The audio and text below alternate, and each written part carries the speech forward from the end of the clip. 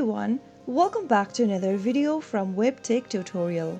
In today's video, I'm going to be showing you how to sign in to your Acorns.com account. So without wasting much of our time, let's dive into the video. First of all, launch open a web browser and type in Acorns.com in the search box. Press enter on a keyboard to end up in the official website for Acorn. To log into your existing account, go ahead and click on the login button appearing at the top right hand corner. Soon after you do that, you will end up in the sign in page. Once you end up in the sign in page for Acorns, you will need to type in your email followed by your account's password. Start off by typing in your email address associated with your Acorns account. On the next field, type in your password that you created while signing up. If you don't remember your password, you can click the Forgot Password link and follow through the password reset process. After filling in both of your credentials, click Login and verify your email address or your phone number.